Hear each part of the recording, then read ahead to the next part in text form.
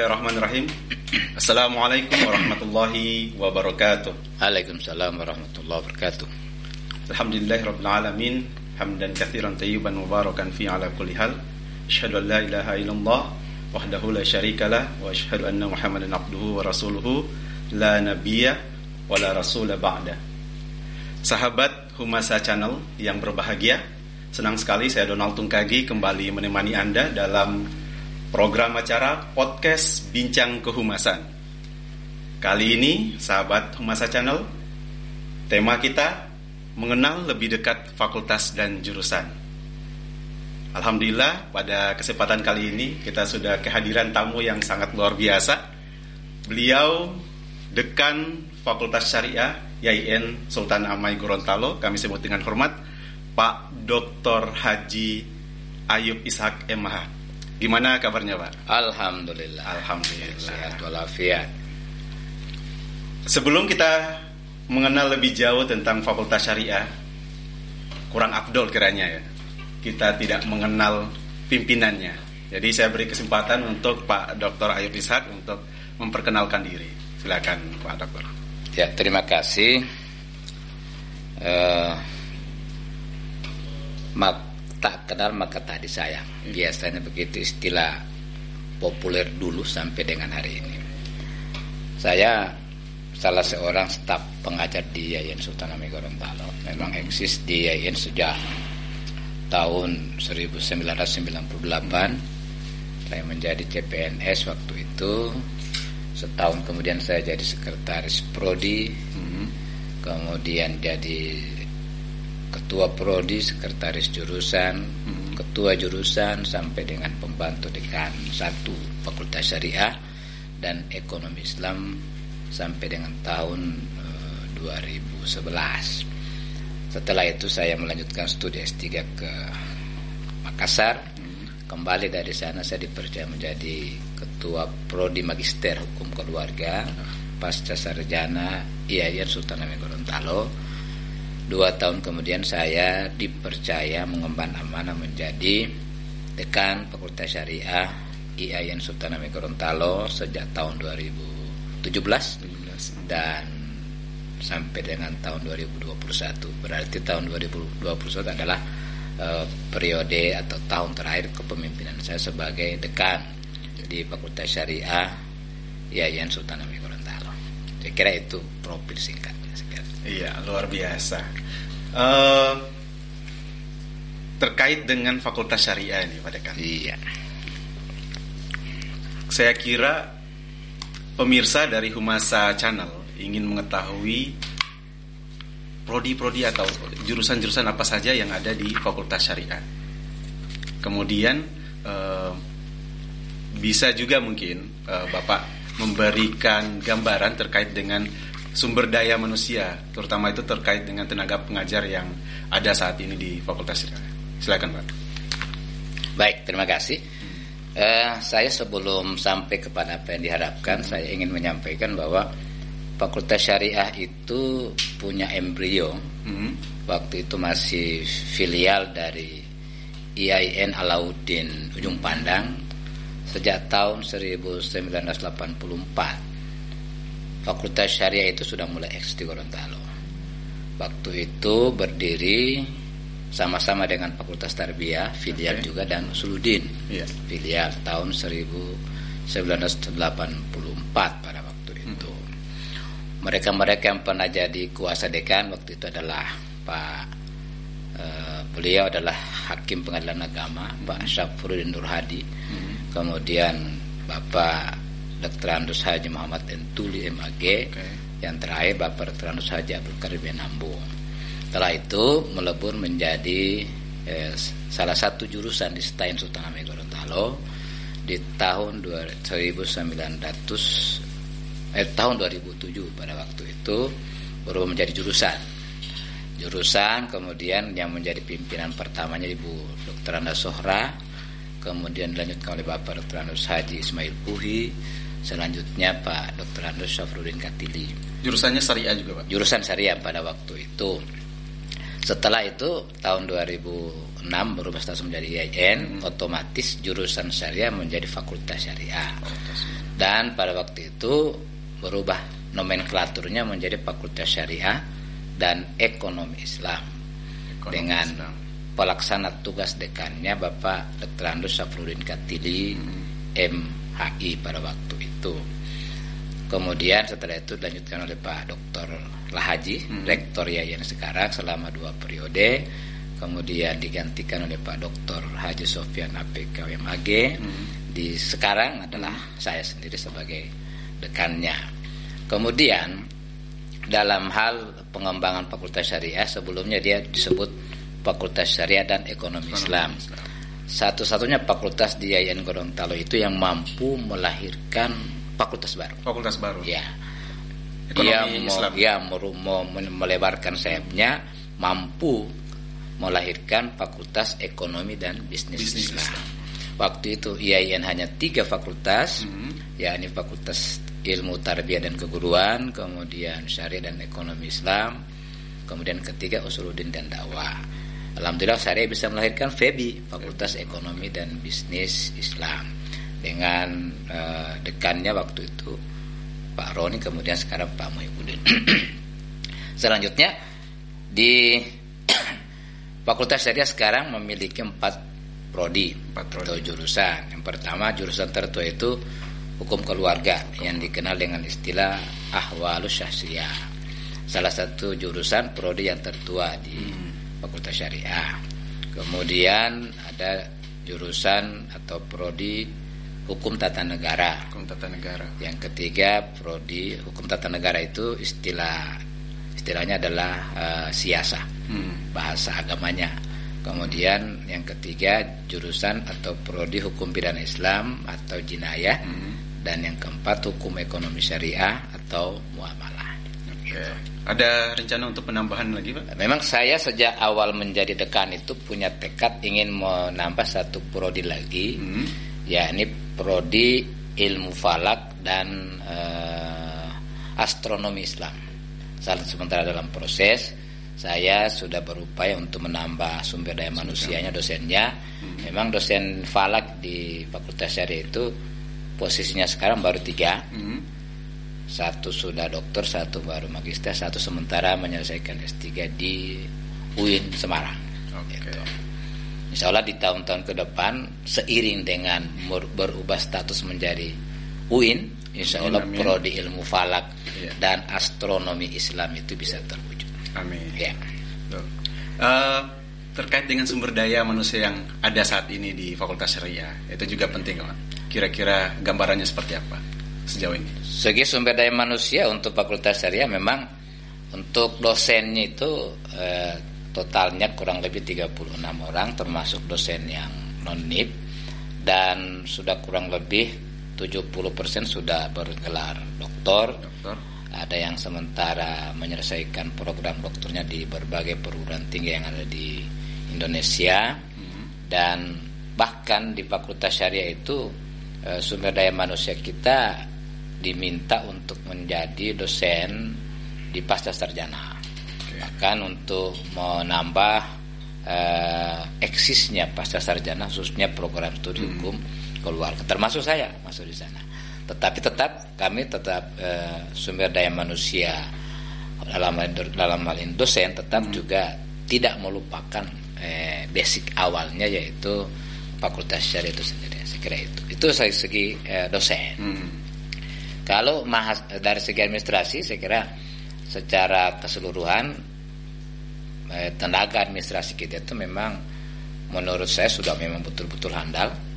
Dan tentunya penempatan mereka di Fakultas Syariah itu atas kebijakan dari pimpinan tingkat direktorat. Tetapi bagi saya, siapapun dia, saya anggap mereka mampu bekerja dan mampu bekerja sama dalam hal melaksanakan tugas pokok dan fungsinya semata-mata untuk pengembangan kampus menuju UIN Sultan Hamengkubuwono Gorontalo. Saya kira itu. Tadi sangat luar biasa yang disampaikan oleh Pak Dekan tadi. Ini juga ya Pak, menjelang penerimaan mahasiswa baru kan. Ya. Nah, siapa tahu video kita itu akan disaksikan oleh calon mahasiswa baru. Ini pengen tahu juga kira-kira Pak, alasan mereka untuk masuk ke fakultas syariah itu seperti apa? Sama prospek kira-kira dari lulusan fakultas syariah itu, prospek kerjanya atau apa? Ya. Baik, saya kira begini, fakultas syariah itu kalau memang di telinga masyarakat itu sangat atau belum familiar. Belum familiar. Syariah apa sih syariah itu? Malah mereka salah nyebut Syria dan sebagainya. Syariah itu adalah hukum, belajar tentang hukum. Bahkan di fakultas syariah itu selain belajar hukum Islam, juga belajar hukum umum. Ya, tentang pidana, kemudian perdata, tata usaha negara itu dipelajari di sana. Bahkan ada prakteknya di sana. Nah, khusus untuk hukum keluarga, betapa banyak alumni hukum keluarga itu yang sudah eksis, baik itu di lingkungan Kementerian Agama, Kanwil, bahkan ada yang sudah berkarya di tingkat Kementerian Agama Pusat, itu alumni Fakultas Syariah. Kemudian di lingkungan peradilan agama, baik itu jadi hakim, kemudian jadi panitra, bahkan tenaga administrasi di lingkungan peradilan agama. Bahkan ada alumni kita yang sudah menjadi hakim tipikor tindak pidana korupsi atas nama Bayu Lesmana. Beliau alumni Fakultas Syariah. Fakultas Syariah, dan itu kadang-kadang juga tidak sering kurang terekspos. Memang beliau alumni kita yang sudah bisa berbuat dan mampu bersaing dengan alumni fakultas hukum lainnya, menjadi hakim tipikor yang ada di Gorontalo. Saya kira jadi fakultas syariah itu seperti fakultas hukum di kampus-kampus umum. Seperti fakultas hukum. Jadi bisa jadi advokat juga Pak? Boleh. Nah, sekarang kalau untuk tata negara juga fakultas kita atau alumni kita itu diperhitungkan menjadi orang-orang yang berkecimpung di bidang pemerintahan. Ada alumni kita yang baru selesai hukum tata negara, ikut CPNS, langsung terangkat menjadi PNS di wilayah Bolang Mongondo Utara.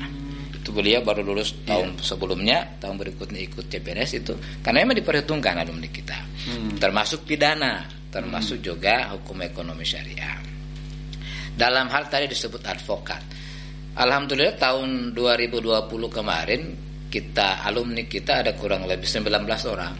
Sudah ikut pelatihan menjadi advokat PKPA gitu. PKPA, dan kemudian dinyatakan lulus, mendapatkan sertifikat menjadi advokat, mendapatkan kartu advokat. Sekarang mereka bisa menangani perkara apapun yang dibutuhkan oleh masyarakat pencari keadilan. Lembaga bantuan hukum kita itu fakultas punya lembaga bantuan hukum, dan mereka yang berkarya di sana. Bahkan baru-baru ini mereka menangani perkara pilkada, baik itu pilkada Bone Bolango maupun pilkada di Kabupaten Gorontalo. Ya. Jadi mereka eksis di situ.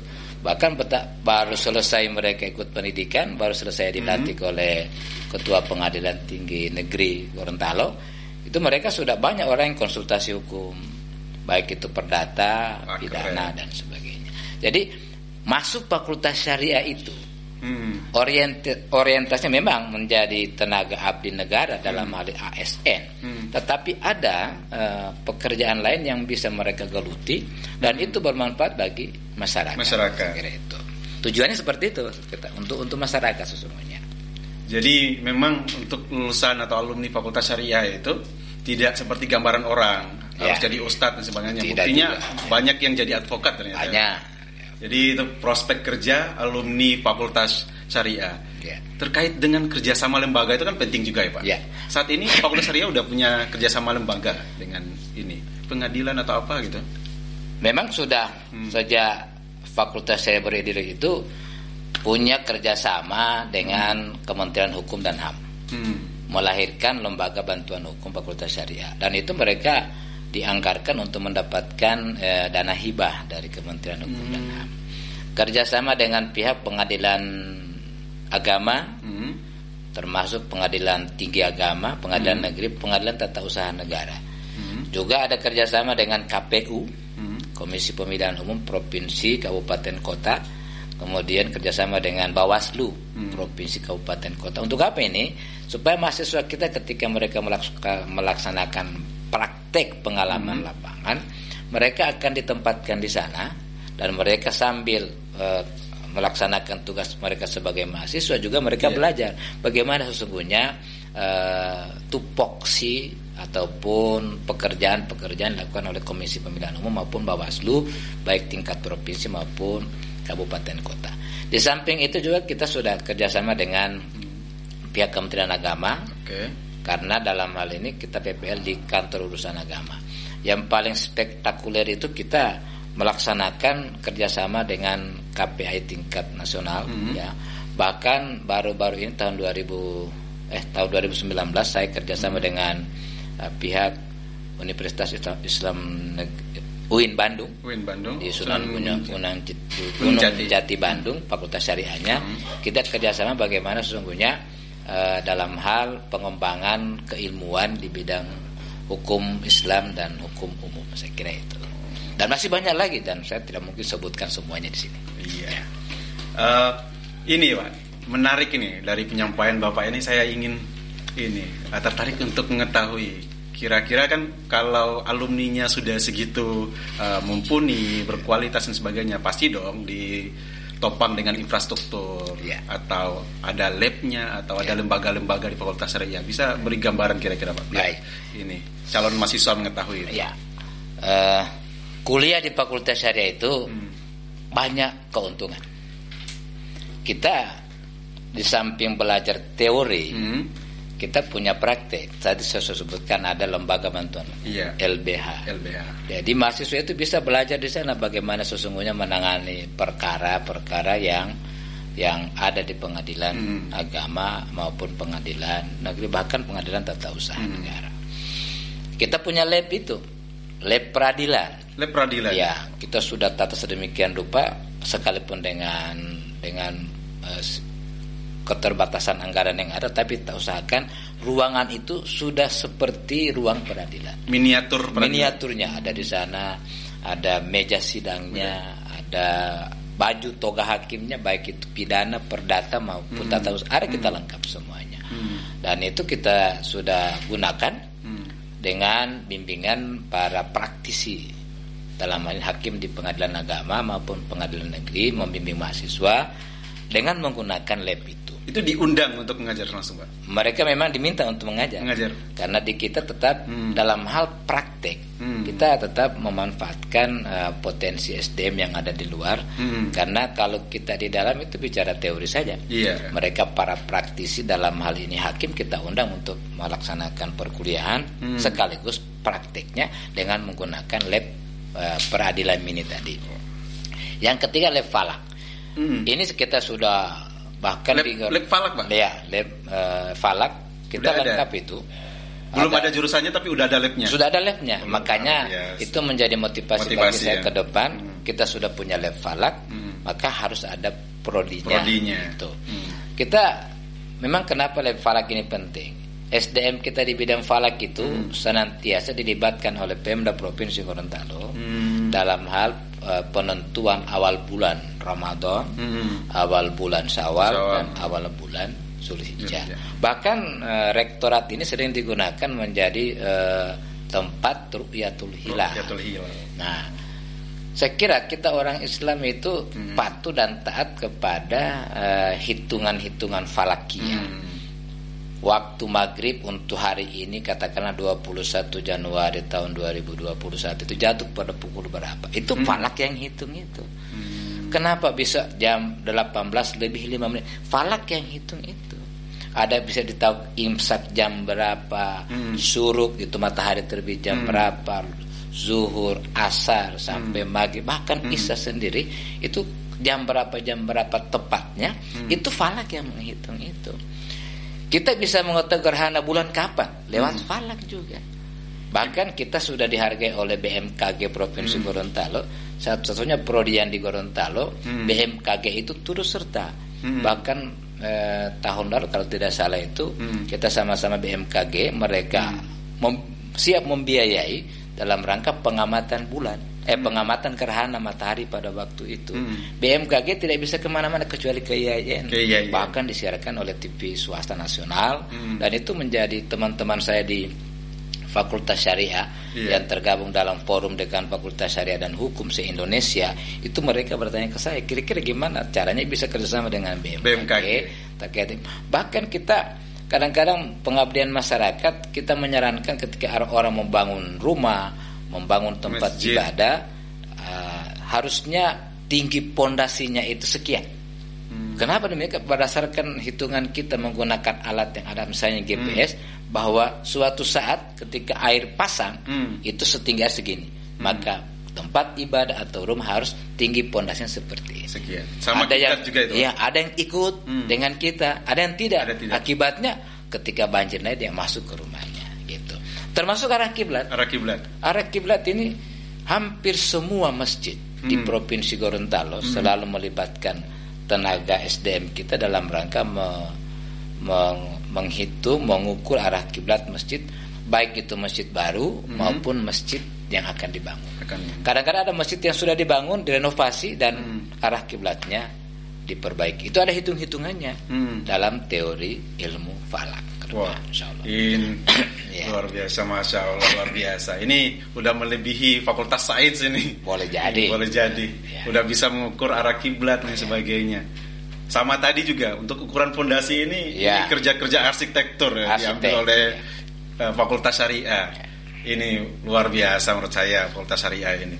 Bahkan saya bisa tambahkan, bahkan di salah satu perguruan tinggi di Gorontalo ketika mereka membangun kampus awalnya, mereka ngundang kita.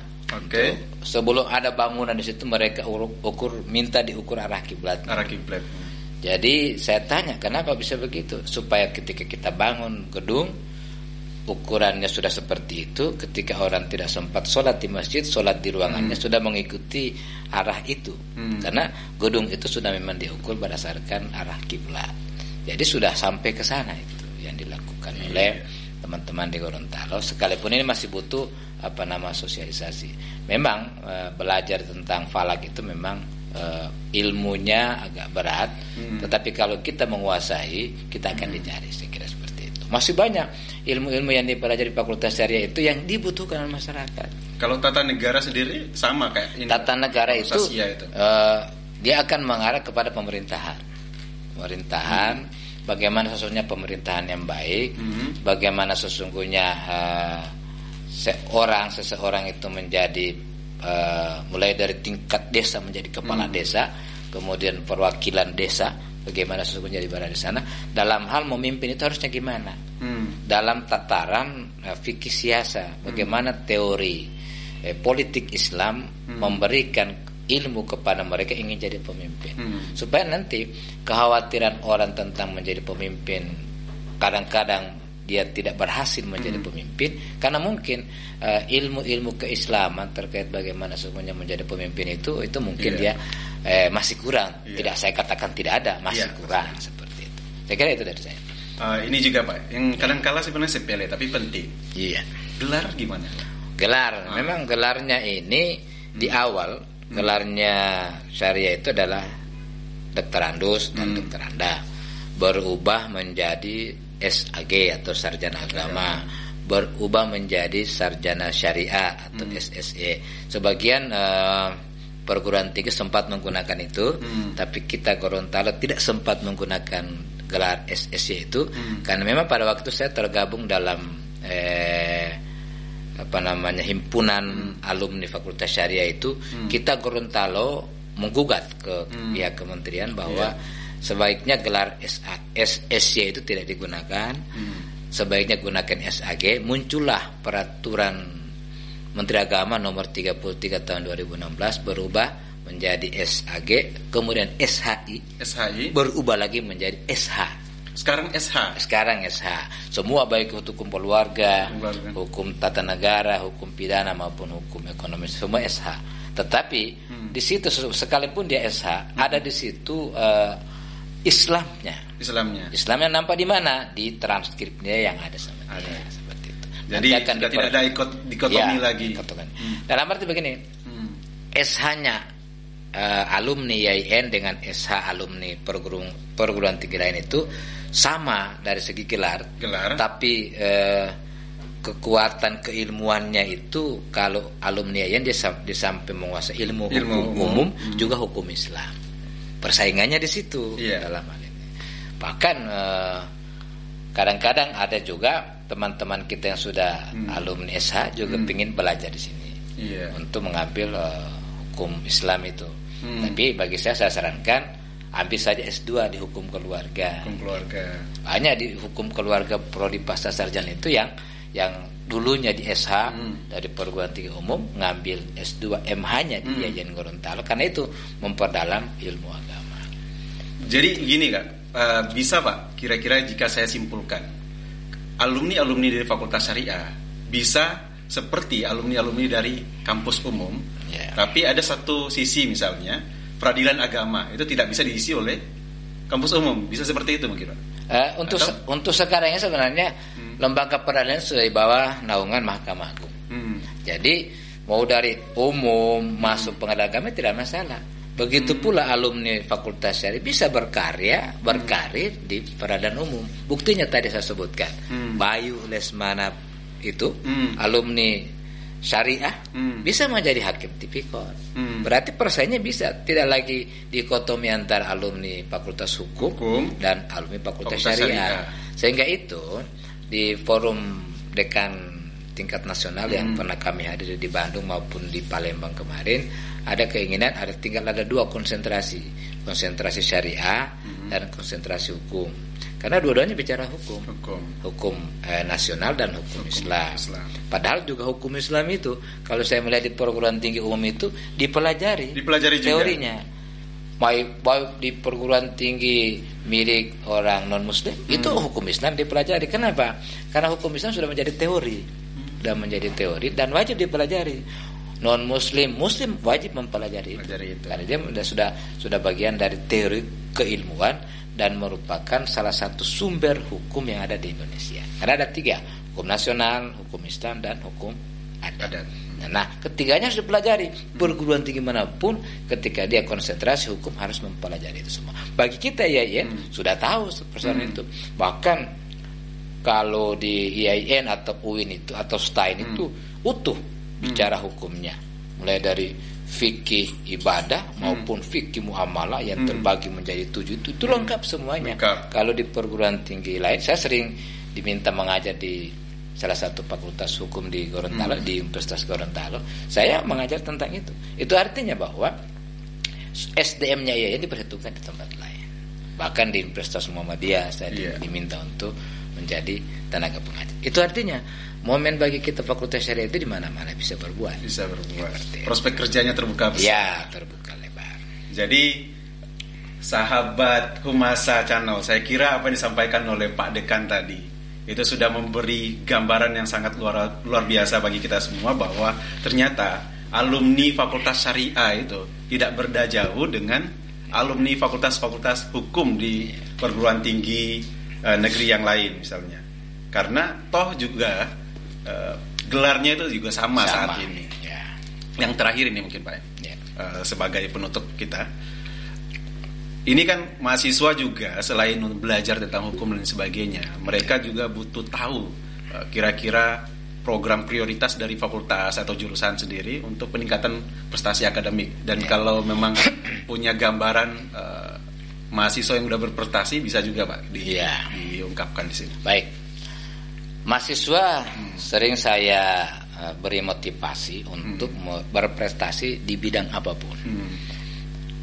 Mahasiswa kita pernah juara 3 nasional untuk di Musabaqah Tilawatil Quran tingkat nasional laksanakan di Mataram.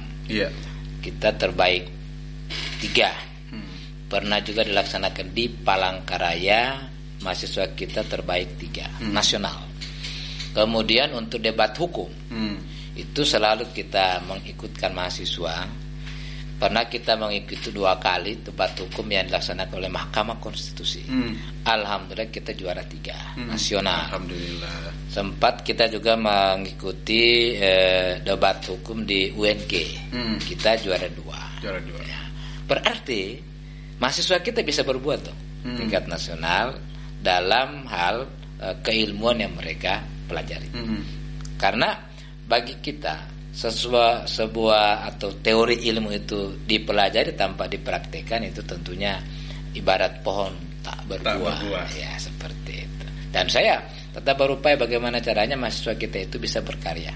Dan bagi saya sebagai orang IAIN atau Fakultas Syariah khususnya, bukan hanya syariah, saya juga mendorong teman-teman dari mahasiswa fakultas lain untuk bisa berbuat, untuk turut terlibat dalam kegiatan-kegiatan baik itu dalam skala lokal, regional dan nasional, bidang keagamaan maupun bidang hukum. Saya kira itu. Ya.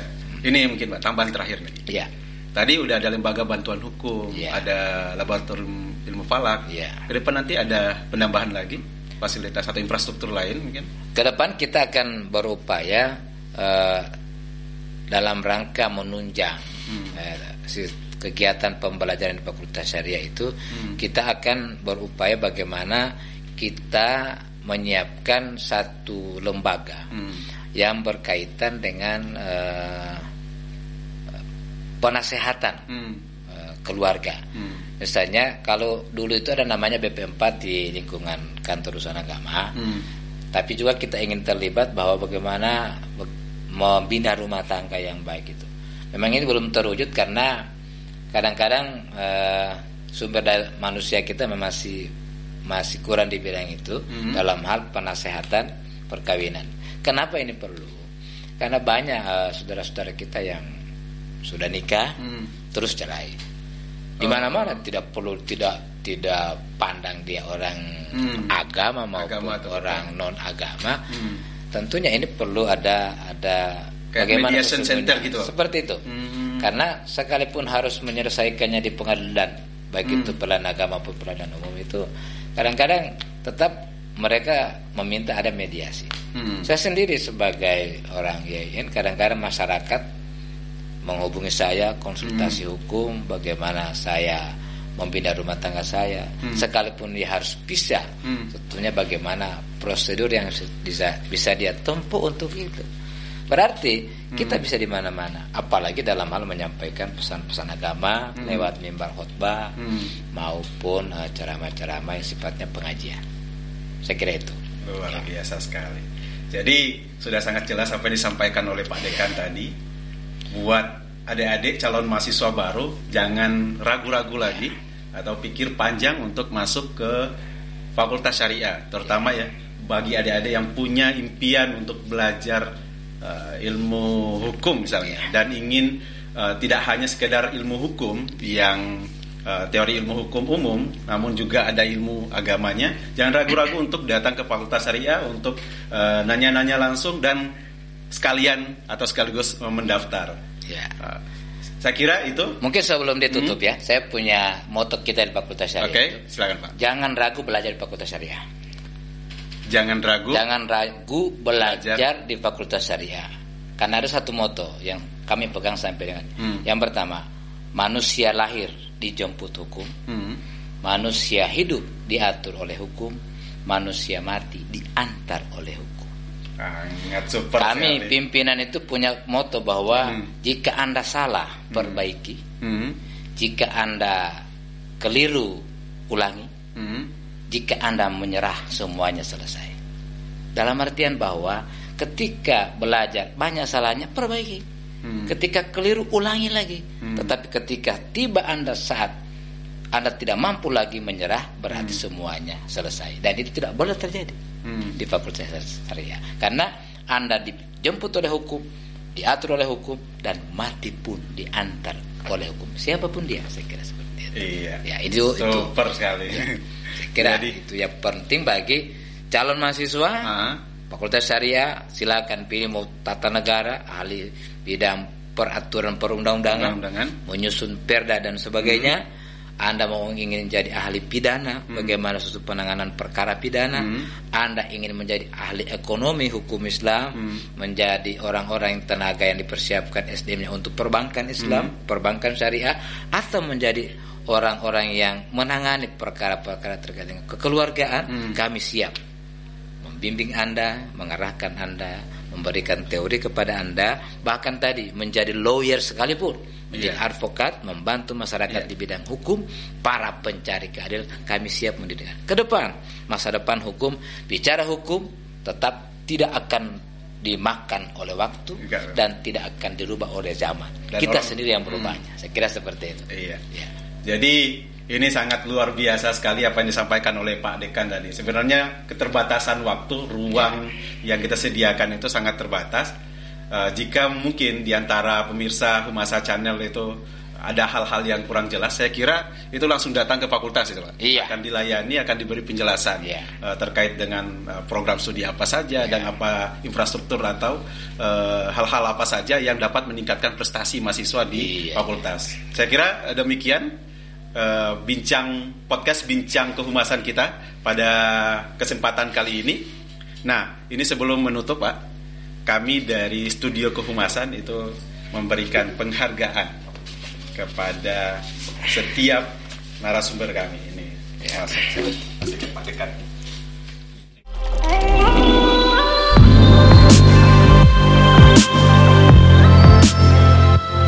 Ya, terima kasih atas waktunya Pak Dekan. Semoga kita bisa berbincang kembali dalam topik yang lebih hangat atau topik yang lebih luar biasa lagi. Dan saya Donald Tungkagi mewakili Studio Kehumasan dan podcast Bincang Kehumasan pada kesempatan kali ini. Mohon undur diri dari hadapan Anda.